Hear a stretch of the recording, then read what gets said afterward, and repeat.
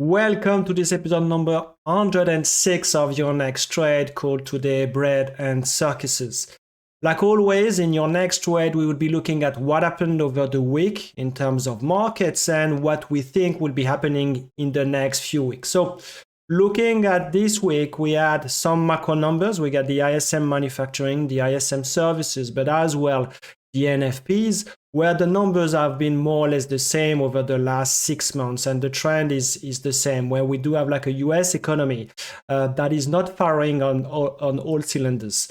But, you know, in terms of noise, we had a lot of noise on Thursday with Musk and Trump going into a fight. The reason has been pretty obvious, which is Musk not backing up the huge deficit pushed by the Republicans going forward. So, one of the case that was pushed by the Trump administration was to say that we're going to be having in the next few years much lower deficits. First thing first, because they will be cutting the expenses, and second one, because, you know, the economy will be doing very well. So first thing, looking at the cuts through the Doge, it's pretty clear that the 2 trillion that was expected is not even the 200 billion. So expenses are not going to be making the deal. Going on the other hand, which is having much higher growth, it's going to be much harder. And what is clear now is the 6 to 7% deficit that you had over the last few years, mostly since COVID. It's pretty clear that it's going to be the same for the next 3 to 5 years, that the US that are now running 120% to 125% debt to GDP, then this number is going to go higher. So Musk has been pretty vocal in saying that he's not going to be backing up the Trump administration based on that. And on Thursday, he has been, as always, following his own style, full on, and saying, you know, I'm not going to be backing up. This is completely insane. And as well, it has been pushing much harder in terms of accusing Trump for the Hamstein case, for example. So we start to see some internal stories in the Trump administration. But more interestingly, we're going to see during this session that the market is following the same path. And that means on one hand, we do have like the noise. So it's pretty much, you know, the Roman Empire that we had 2,000 years ago, where you're going to have the bread and circuses, though, as long as people are going to be on Twitter and having this fight and be able to eat, Trump administration is able to do the same. And that means the deficit going forward is going to be the same. And we're going to be looking as well at what are the implications of what happened for the week. So let's start with the week to date asset performance, looking at the stocks in light blue, where stocks have been doing pretty well. S&P up 1.5%. But what we can see from today, and this is something that we're going to discuss several times today, we can see that the Russell 2000 had outperformed for the week by 3% instead of 1.5%. If you look on the year to date, really the Russell has been underperforming by roughly 5 to 6% versus the S&P and the Nasdaq. So there is a bit of a catch up, meaning probably investors are looking for a broadening of the strengths of the assets. Other than that, you know, looking at FX, we do have like the US dollar pretty flattish for the week. Same for the Bitcoin. WTI pretty strong. So we bounce quite a lot from the 60 level into the 63 to the 65 level. What about the week to date industry performance? So you do have like the S&P here. As you can see, you have the Russell that is here. And as you can see, you do have like many sectors that are now outperforming the overall market. So again, we have a broadening this week of the performance of the overall market. Not only the Meta Plus, the Fabulous 7 have been doing very well. We do have, like as always, the semiconductor nuclear that has been doing very well based on the deal between Microsoft and Oklo. So going forward, that tells us that really investors are looking for more than the Fabulous 7 only. If you look at the sector performance, when you are on a risk-on week, most of the time this is what you're going to have, more importantly into the utilities and consumer staples, where those defensive sectors will be underperforming. But overall, this is the same picture, IT outperforming the market. So we are in a bull market where this is risk on. What about the rates? Looking at the US 10 years, we are still at 4.5%. So despite all the desire of the Trump administration for the US 10 years to go much lower, we are still at 4.5%. As we're going to see, it's explained by the macro numbers, which have been pretty hawkish, not that bad, not that great. And that explains why the US 10 year is at 0.5%. For the Fed expectations for the December, now we are expecting less than 2 cuts. We're expecting roughly 0.39% cut. Why? Because the NFPs have been okay, around 140,000 for the week, for the month, of May. And that means the market is now expecting the Fed not to do much in the next 3 months. What about the VIX? VIX is below 17%. This is something that we started to discuss over the last few weeks. As long as the market is selling volatility, we have the market pushing higher. So this is really the playbook that we had over and over with options, where we have some investors that are selling volatility, and mechanically when you sell volatility, the underlying the stocks, the S&P, the Russell, the Nasdaq are going higher. So let's go into the technical analysis with the S&P, where the chart is telling we have been making recent highs since the sell-off. Obviously, the big levels will be the all-time high at 61.80. We managed to move away from the 5,900, 5,905 on the cash. That was a big pin from the JP Morgan collar. So we were trading sideways for, let's say, 10 to 15 sessions around this 5,905. And over this week, we moved away from this level. That's the same with the Nasdaq, which has been pretty strong and outperforming the overall S&P. If you look at all those charts, the reality is we are only 3% from the all-time high. So if you still believe that we are in the bear market, unfortunately, this is not the case. Being at 3% from the all-time high is by no means a bear market. I want to look at the Russell 2000 as well, because this is really the chart to me, and this is the catch-up trade, where you see this very important level, the 2130. So this is for the futures, but if you look at the cash, it's 2105. We are at the upper end of this resistance. So the only downside is you don't have a much higher volume, but if we have the same market, there's a good chance that the Russell will be going higher, and it might be as well outperforming the overall market. So euro dollar 114, looking at currencies trading in terms of consolidation, despite the ECB on Thursday. It's more like noise than really giving any direction. Google, no, I don't want to go into Google. I want to go into the Fabulous 7. Fabulous 7, yes. So the chart is the same as the S&P 500, as the Nasdaq.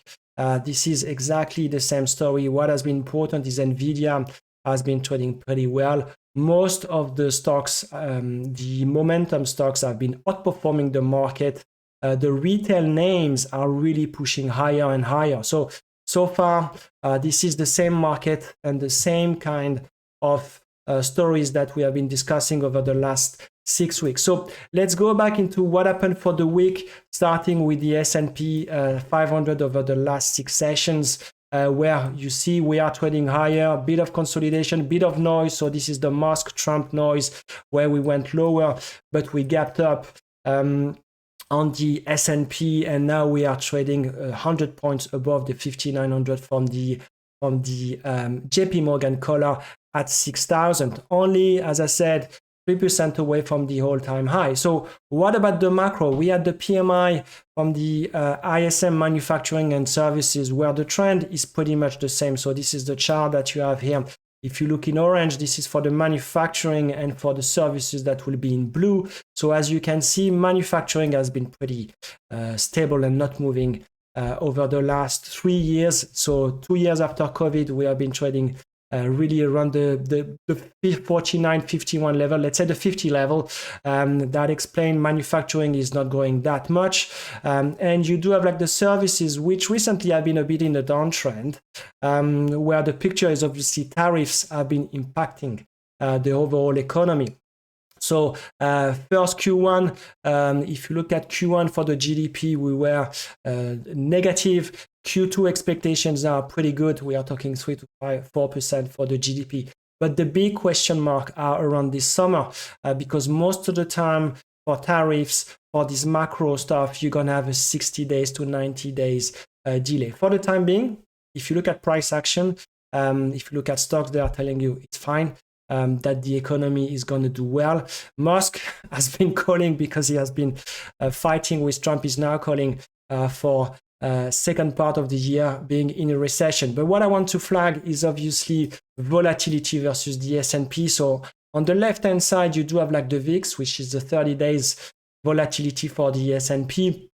And obviously this is inverted. So we go from positive to 10, and on the right hand side you do have like the S&P 500. And as you can see, since the election, since October onwards, there is a strong correlation between volatility and the underlying, which is the S&P. And again, what I'm looking at, what we are looking on the Discord community is how the different volatility, the future contracts, but as well, you know, how volatility on a daily basis on single names, on industry name and sector names is trading. For the time being, as you can see, there is a strong correlation between the two. This is the V-shaped recovery. We are now at 16.5, 17% in volatility. We can go lower if there is not much of bumps going forward. So looking at the catalyst for this week, where we're going to have a lot of inflation numbers. On Monday, we got the New York Fed 1-year inflation expectation.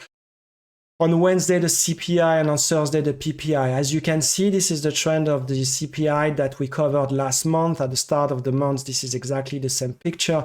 There is a question, was it a one-off, this one that we had last month, or is it more than that due to tariffs? There are some indications that tariffs should be on the way, prices should be on the way up due to tariffs. And obviously, this is one of the mandates of the Fed. The Fed is looking at both the job market. Okay, so the job market, we had 140 roughly 1,000 jobs that were created.